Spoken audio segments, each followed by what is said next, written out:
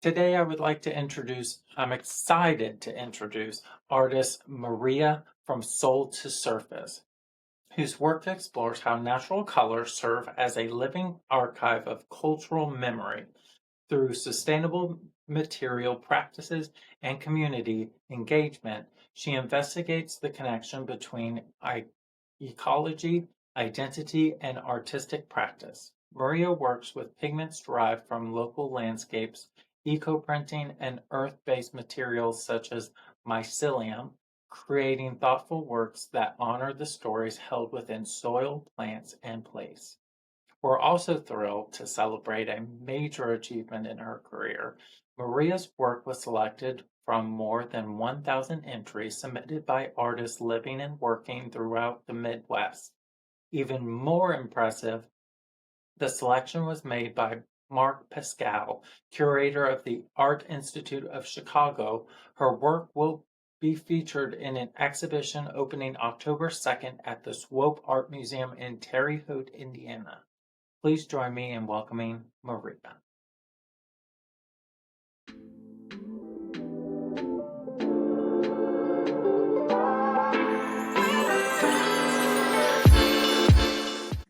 Okay, welcome, Miss Maria.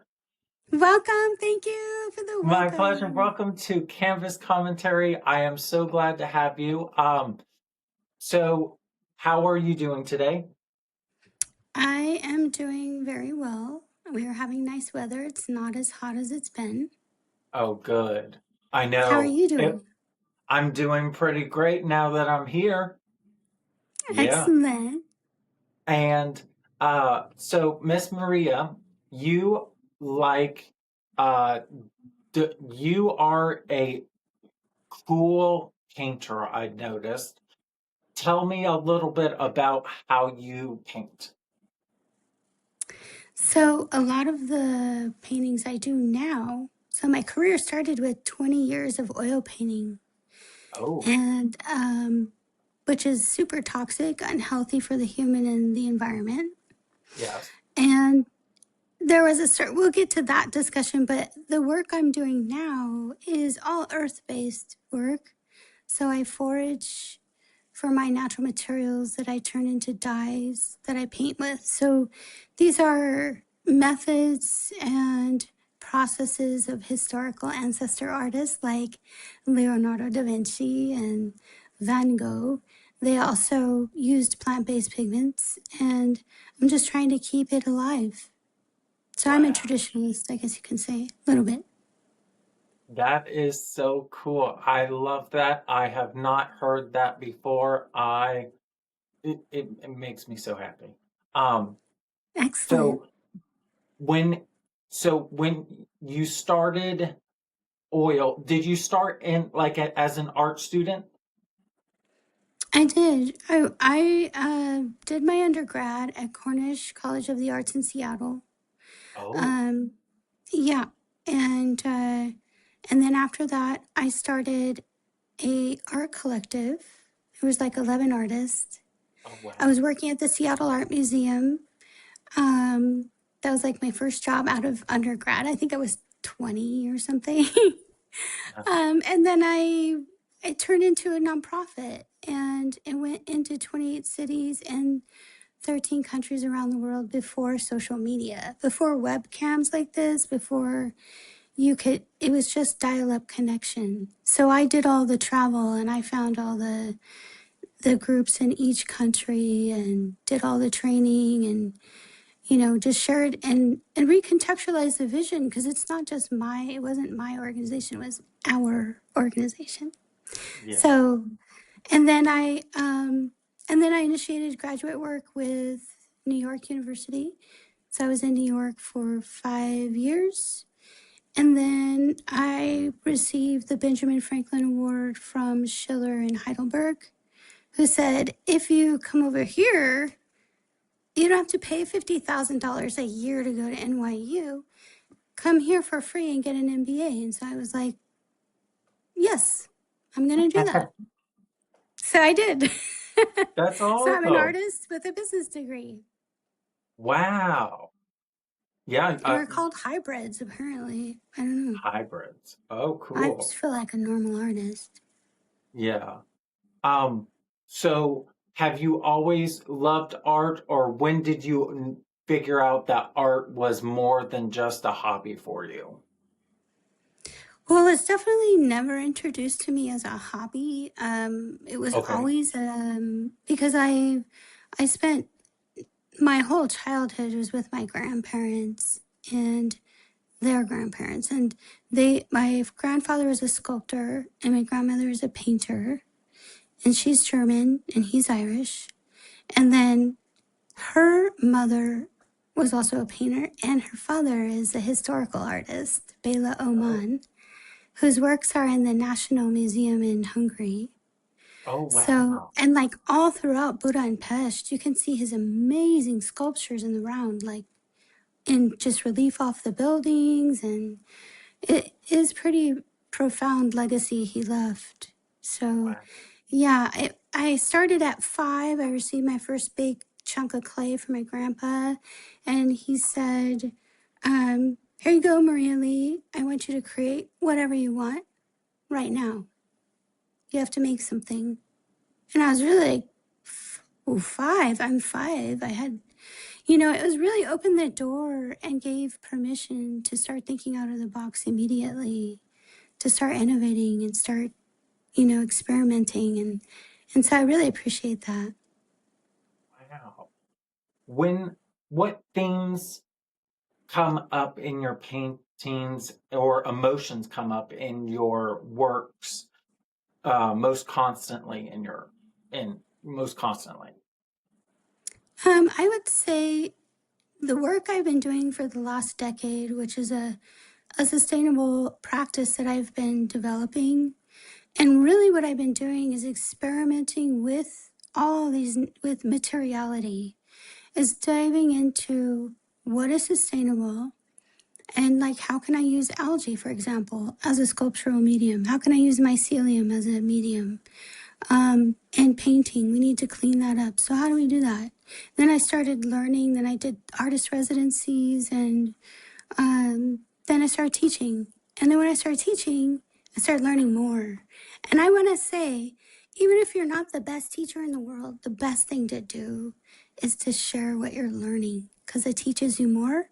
Because then you get to see how people use the material too. And we're all Yeah. innovators. And you're just Yeah. going, wow, I didn't even know I could do that with this. This is so Yeah. fun. So it's always And fun. what I understand is there so many people talk about the techniques of these masters, and it's what you just said. It's made up technique that they found worked for them. Right.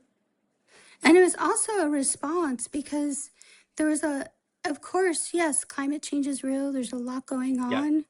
Um, and I wish so much that I could speak to the young artists in Paris who were throwing acrylic paint on old masters' works that were made with oil paint. So when I would see that, I would try to reach out to them online, although they probably got arrested, hopefully. Um, but we learn from people's works. And Mhm. like I get frustrated. Like, for example, we're not a part of the Paris Climate Agreement. That bothers me. So I take my own frustrations out. This is how I do it, ladies. I don't go throw or set stuff on fire or throw paint on master's works. I develop a sustainable program, project, practice, and then I go out and teach it. And it's also a way to address eco grief, which was coined by Jane Goodall. And so long as you're making, doing, you are actively participating in healing the earth and, letting us continue to learn from masters' works. And let's innovate on those. Let's make those green now, you Yeah. know? And is that the soil to surface all That's, yeah, the word soil, the number 2, and then surface.com, that's my website. okay. And that is really because everything that I do starts in the soil because I grow from seed and I grow my color palettes the way they did. And Oh, historically all the way up until the mid 1800s. wow. Yeah, that's true because they used to do beetles and, you know, blue was hard to get. You must have, how do you get blue then? Or purple?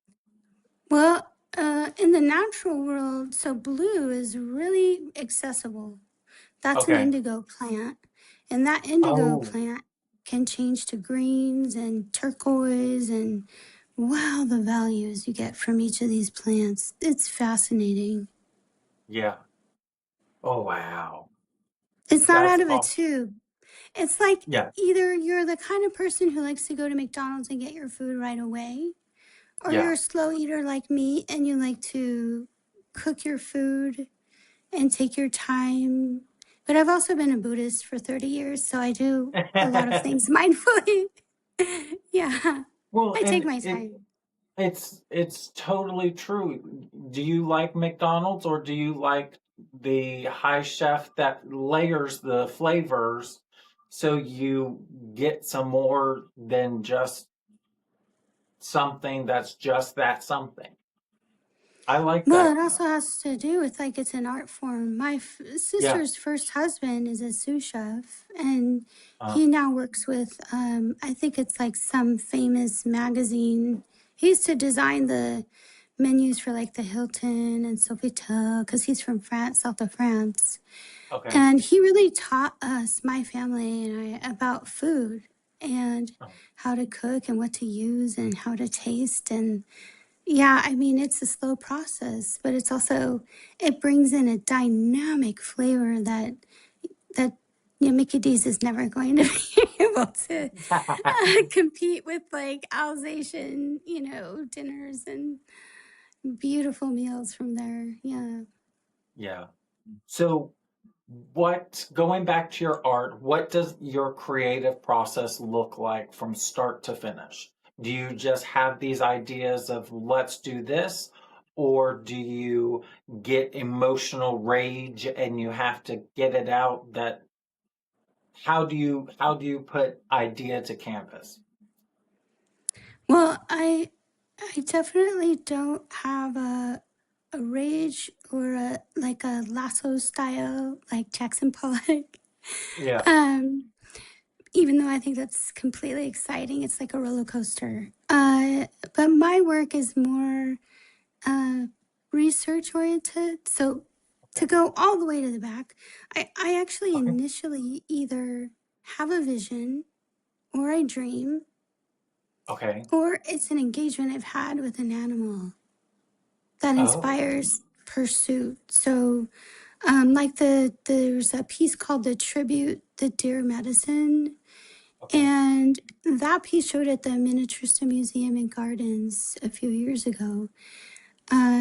And that one I grew from mycelium, and then all the decorative pieces are in gold mica mineral.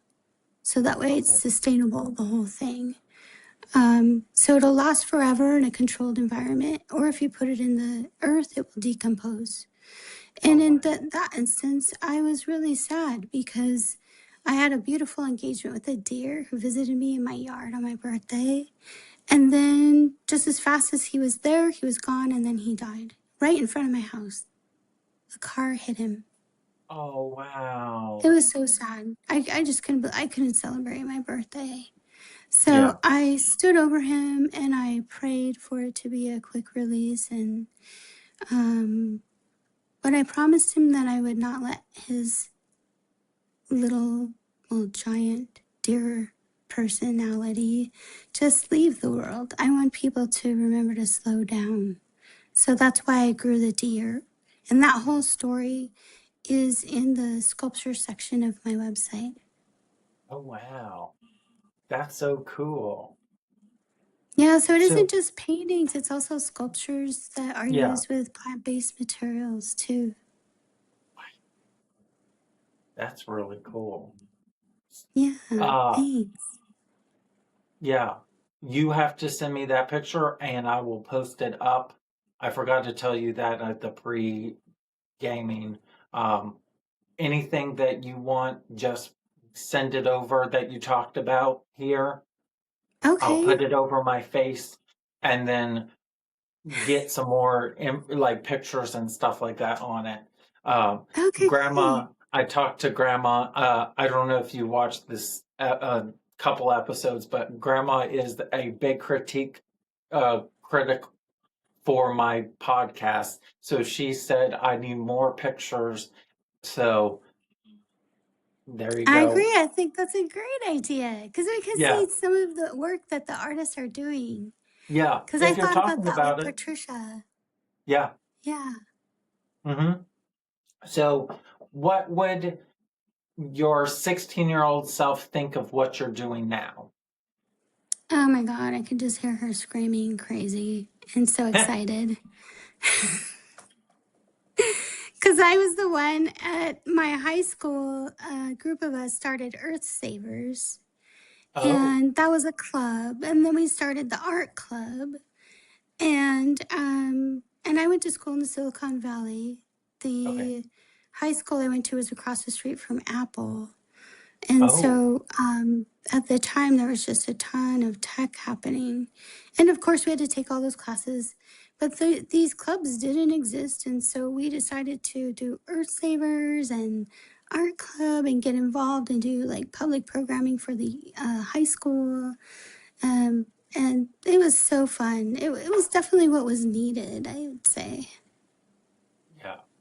Wow, that's awesome. That's really It's been cool. a long time. It's been a long So, have you had to face any fears as an artist? Yeah, I mean, I was bummed out when I had a piece. It was my moniker piece that's on my website, and Okay. I won the Green Award in New York City. So they asked me to ship it to them, and then things like that. Yes, yes, it made it there. However, in pieces. Oh no. Total heartbreak hotel, I tell you.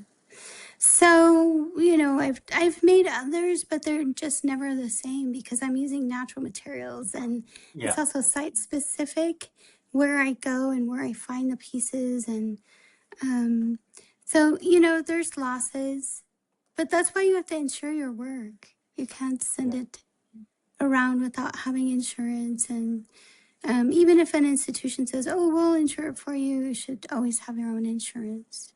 So that was Okay. okay. Wow. I Um, know. do you, and I think I know this answer, and I think this is a deep one for you. Do you create for yourself or for an audience? I definitely very selfishly create for myself. But it isn't just me, but I create for animals. Yes. I Nailed knew it. I that love that you're part would on come. it. Yeah. Yes. I love Why them. I not? adore them. Every single Yeah. one of them. It just, every human has had some kind of engagement with with the wild. Either a Yes. bird, an owl, a horse, even domesticated. And you just know that there's just something really magical about them, very divine, just so Yes. innocent. Yes. And I want to protect that. I Yeah. want to conserve it. I want to inspire new stewards. I'm getting old. Everyone's aging. We need new people who are going to pick up the work of Jane Goodall and hold the torch and you know really show up for the animals in the wild lands and wild people. We don't need databases. It's Yeah. poisoning our soil, our water. It's going to hurt us in the end, and all of our animals and the land. When there's no land and there's no people, Yeah. who's going to use their products? Yeah. I mean, there's no longevity in their 5 year business plan. So I'm like, did you include the fact that now you have to offer health care for all the people who are getting sick from that and who will continue to, you know? Or like, I like living out in nature and quiet and, green spaces. I couldn't imagine having a farm and then a database is like, you know, just these engines running in the background. Because actually, the science shows that it interferes with the bird's frequency, with animals' natural frequencies. Because there's lights that come off this thing, the Mhm. sound interferes, so it causes confusion. So it takes them off their paths and migrations, and it's it's no good. Oh, wow. So Yeah. what is a, and maybe this is what you are talking about, but maybe not. What is an obsession you have right now with your current work? What are you obsessed with trying to emulate, or uh, a theme you're going with? Well, I am just about to complete the resonance signs body of work that Okay. was initiated by the Indianapolis Arts Council, and I won the D. Hahn Award. I think it was two Oh, years ago, and then they financially supported me building an art studio on my property, and as a way to complete the finishing resonance signs, and that body of work is inspired by the High Middle Ages. It uses updated recipes, and the one Drollery Hair, Poppies and Susans, I sent that one to you. That's a part of the body of work, and it documents the Midwest palette, painting palette, the colors that live here, and their colors of origin. And like mulberry and pokeberry, you're not going to find in California. Or any other Western state, you know? And so the colors here, and even the leaves, when they change, they hold color. Everything holds color. Even I have a part of the garden, my color garden, that has invasive species. I didn't seed them down, they just grew on their own. And then, whoa, ironweed, hello. Most beautiful peach I've ever seen. oh, wow. Just yield, just give rise to the color of the land. It's amazing. So I'm fully obsessed with that. Yeah.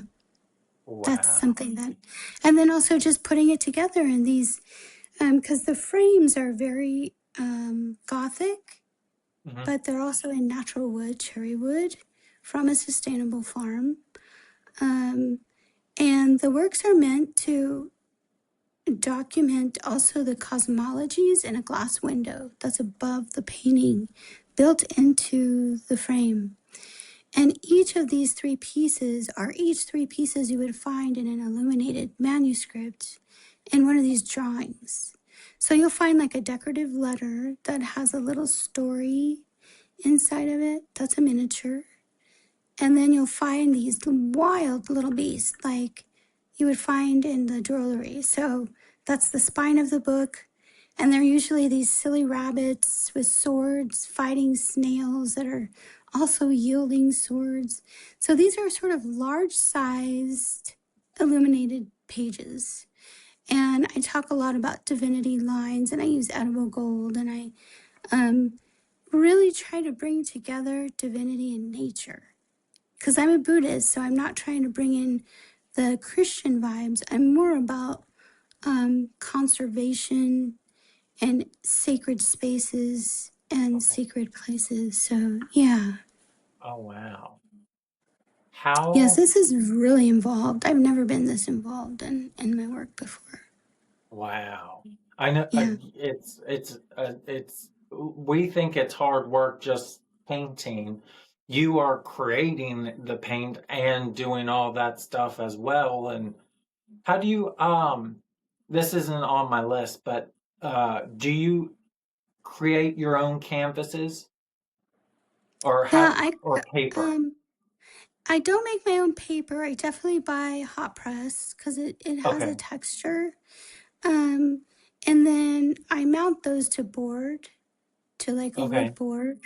And then I grow like mycelium onto the paper, or it depends on what the the design is calling for. But Okay. I produce all the dyes for the paintings, and then I process them and lake them into pigments the way that Leonardo da Vinci used to do. And then I Yeah. paint my paintings.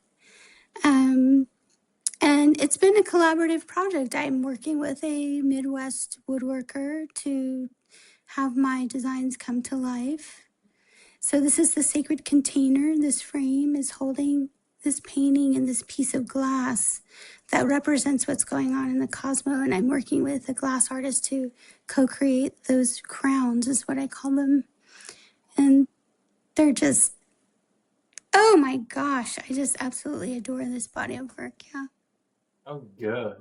I can't Yeah. wait to see them It's all. everything that I feel that the Midwest is, and how beautiful it is, and how luscious it is. And it's also reflective of the people. Like they always say, I married a, a Hoosier, and the folks in the Midwest, I find to be, they say, salt of the earth. And it Mhm. is so true. The love and the warmness, and it just shows through. Yeah. So, how do you handle criticism as an artist? Have you I had to handle? definitely, oh yeah, everybody needs it. It's good medicine. Because if you don't have criticism, you're not pushing yourself. We Mm-hmm. criticize all day long in the brain, and but it doesn't help if you don't have other artists looking at your work, or curators, providing insight on what they're experiencing. It helps to shape it. And I think it's a big fail if someone says nothing. That is tough. I've only had that happen one time. Like, Oh. hey, what do you think of this painting? I'm just curious. And then just sort of nothing, and then just Mm. walked away. And I was like, Uh, whoa, that she wasn't hurts for me. more, right? That stings. Yeah, but at the same time, you have to get these different layers on your body to toughen up and know, like, maybe she was having a bad day that day. I don't know. But I talk about art, whether I think it's the best work in the world or anything, because there's always room for improvement. There's always going to be room for improvement in my work, at least. And I'm just going to continue to learn. Because, like I said, this decade is dedicated to exploration. You haven't seen the work that I'm about to do I next can't wait. decade. Mm-hmm. I can't wait. Follow Maria, everyone, so you can see Soil to everything she does. surface, follow. Soil to surface. Yeah, Um, is exactly. there any art piece that changed you as an artist? That changed me as an artist. Oh my goodness, there's so many. I'd probably say Judy Chicago. I Oh, mean, not to be biased, but she did speak at my commencement speech in undergrad. uh, And she also sang happy birthday to me, and then she gave me advice because it happened to be my birthday on graduation from undergrad. And I'm going to give you guys that advice too because I think it was pretty neat. So Judy Chicago, everyone sang happy birthday. And this was just before we were going out on stage to get our diplomas. Uh, and she said, Maria, I just want you to know, and I'm talking now to the artists, I just want you to know, never read what they write about you, only count the lines. oh, That's what she said. Because you are your captain of your own narrative. mhm, And you have to know when to say no. And I've said mhm, no to a few different articles recently who you can tell weren't willing to work with you on the content.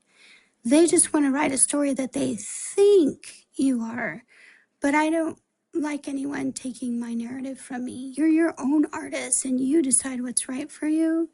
And so you control the narrative. And you must always not be afraid to say, I need a sample of that before it goes public so I can make my own edits. Don't ever, without a doubt, second that. And if they say no, you don't want an article from them. I don't care mhm, if it's Vogue, but they play by the rules. There's major publications and up and coming, they usually play by the rules. It's the folks who really want to just piggyback on what you're doing, I think. mhm. They Or want make, their name on your article. yeah, Yeah.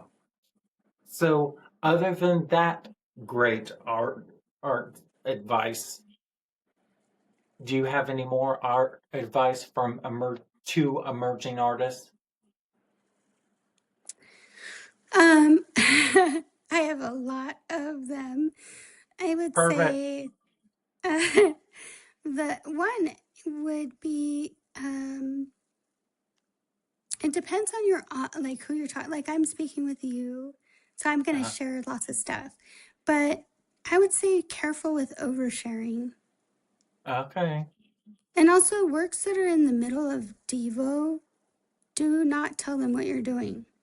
Only if you have a trusted few partners that you guys are kind of have your own where you do your own critiques together, whether they're online or offline, and you're like, this is the area I'm working, and it's a little darker than I'd like. What do you think if I brought in some peonies or, something? And then another, it could be an oil painter, acrylic painter, and you have your trusted sources. Those Mm, are very needed. yeah. Well, and I've noticed with it, to add on to that, I've noticed there's a lot of people who give advice to themselves, and there's people who give advice to people, if that makes any sense. And you need to find those people who take themselves out of it. They, you, not just, you'll hear the no's from the people who keep themselves in it. And the people, I had, one of the examples I have was one of the artists. He's a friend of mine. He is a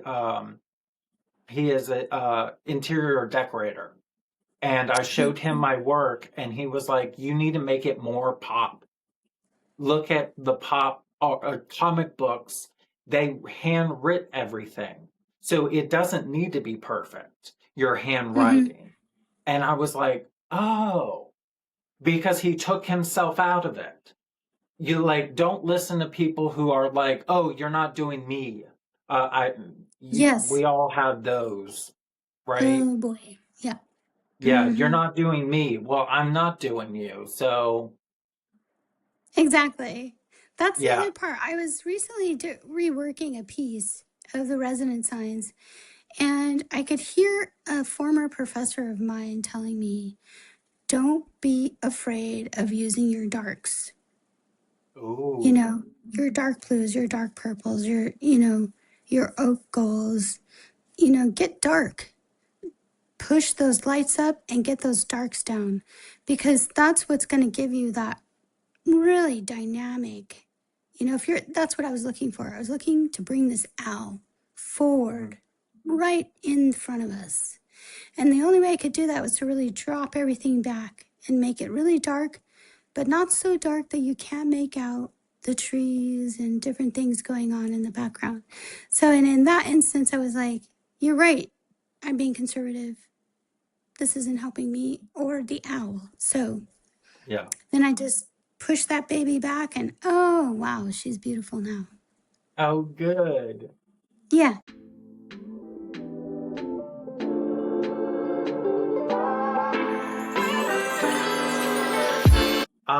What is actually let's start with the art crush. Do do do. I'll Da-da-da. I'll cut the video and put the Art Crush video here. Um, Okay. so Art Crush is who or what has influenced your artistic journey the most? Okay. This Who is a can little do bit no wrong? different. Okay. Okay. A lot of people ask me, like, who inspires your work or what artist, XYZ. And I actually am not, I think everyone's art is amazing because they did it. Yeah.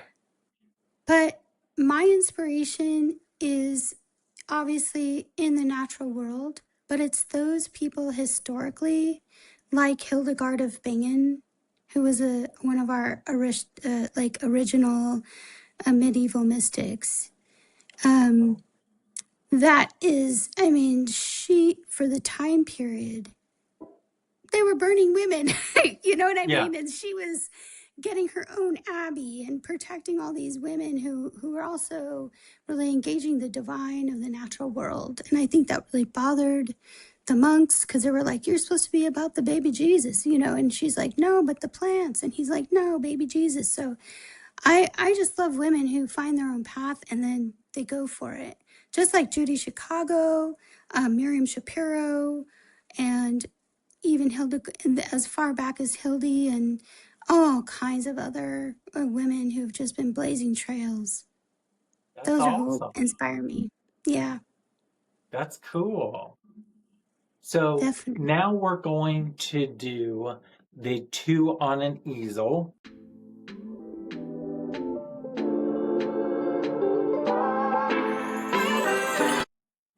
And I see your two. So what is your favorite piece and talk about it?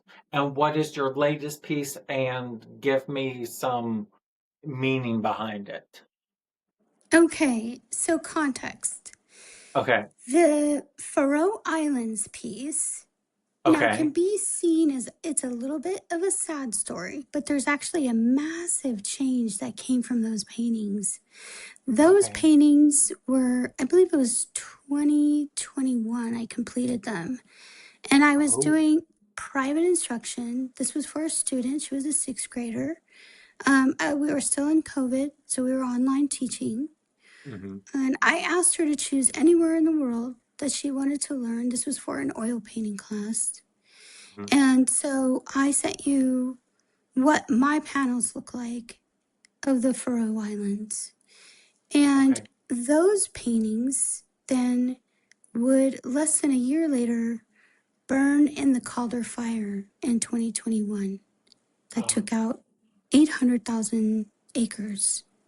I mean, it was tragic in that yeah. area of the Sierras. Um, and then I got upset. It wasn't about that my paintings burned, but that they released noxious chemicals when they did that.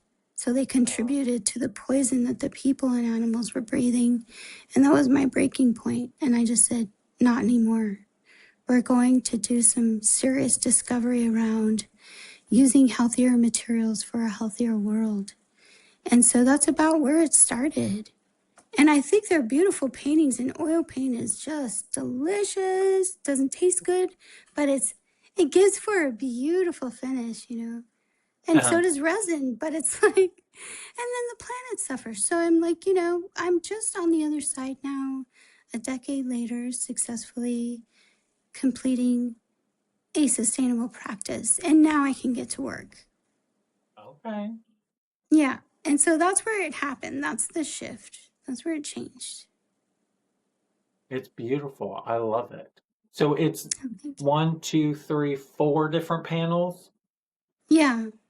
And then I Okay. also made a box. And the family who had purchased those from me called me and said, we just lost our cabin and all of your artwork. And we feel awful because they had bought them through an auction.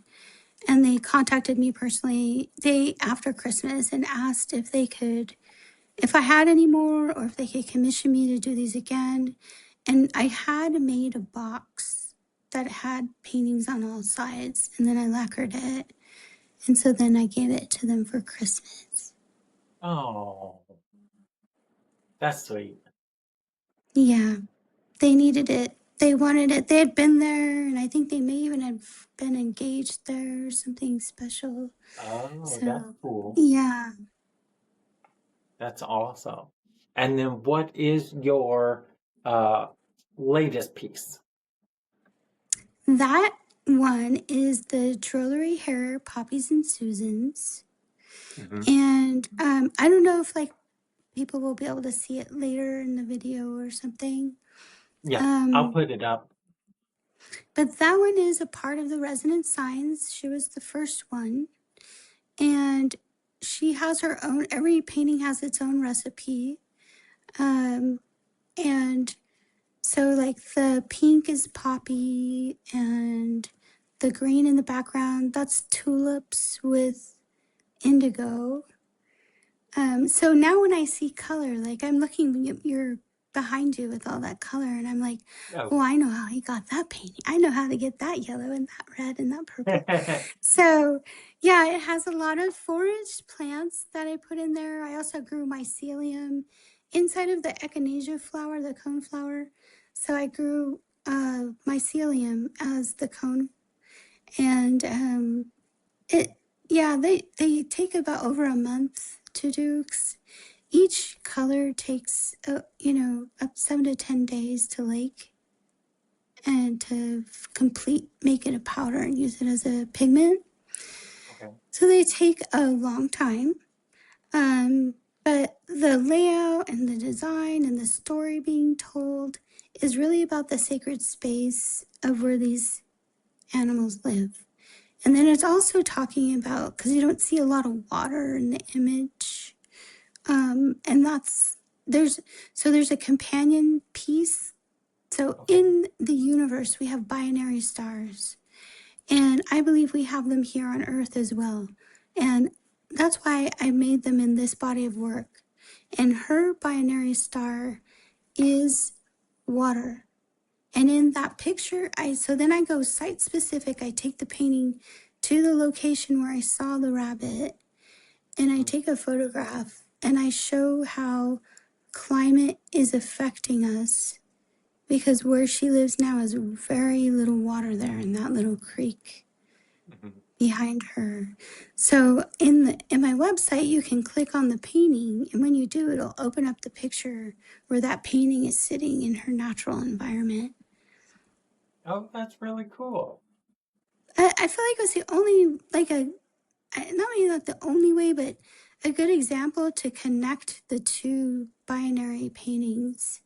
So Hmm. one is a photograph and one is a painting, and one shows you where the animal's sacred space is or Hmm. secret place, and then the painting which shows everything, like you're sort of peeking in at her private little environment there. That's awesome. So, Thanks. what is next for you creatively? Can you give us a hint? I can hint around. Okay. Um, so I have been documenting all these updated recipes, and specifically for painters, watercolorists, or any other, even if oil painters wanted to use natural pigments like Leonardo da Vinci did, they could. Um, and so I have a class, so I teach a variety of different plant based pigment classes, Okay. and it's called Ancient Kitchen.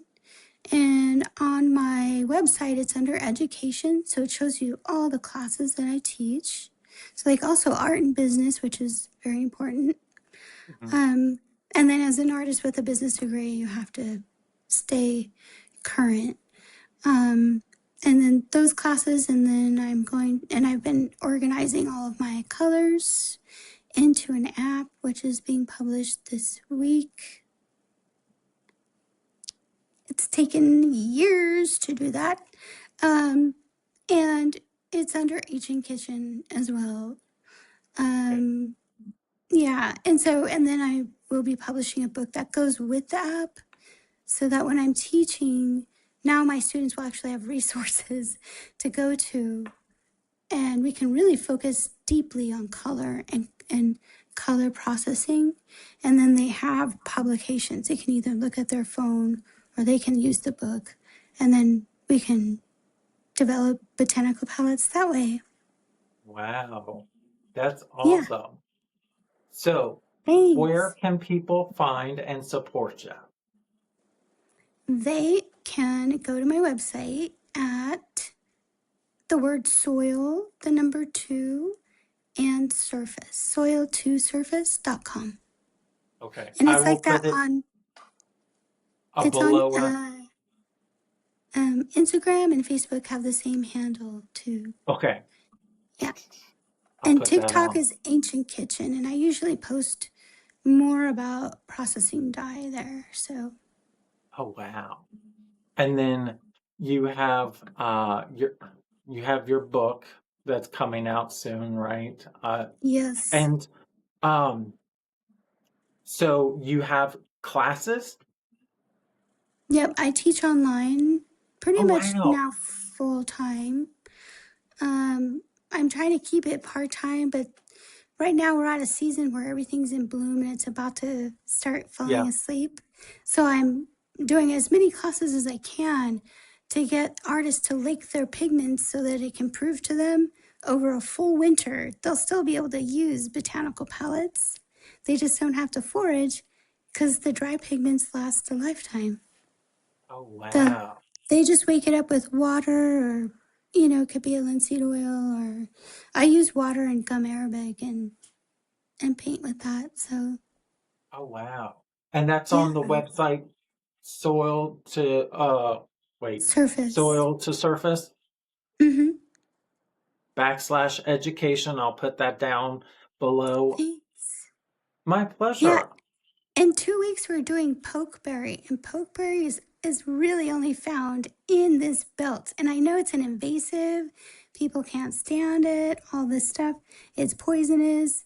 So we'll go through PPE, we'll go through how to forage it without getting stains everywhere. Oh, Um, and then we'll make a paint out of it, and then I'll show different paintings I've used with it, and they can see the variations of the poke.